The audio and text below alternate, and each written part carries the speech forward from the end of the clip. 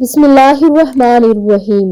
Zainab TV की तरफ से मैं आप लोगों के साथ नबी करीम सल्लल्लाहु अलैहि वसल्लम का बहुत ही प्यारा फरमान शेयर करने जा रही हूँ कि शोहर का कुफ्र क्या है।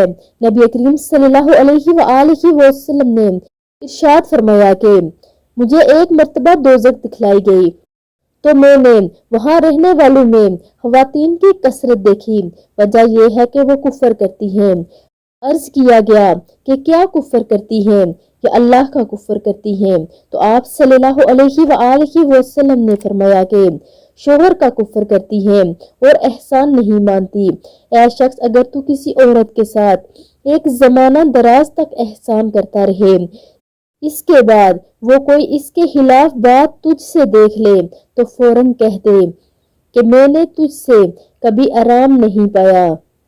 तो आप सब में भी अगर किसी में ऐसी कोई बुराई हो तो अल्लाह रब्बुल इज़्ज़त से तौबा करें और वीडियो को आगे लाजमी शेयर भी करें।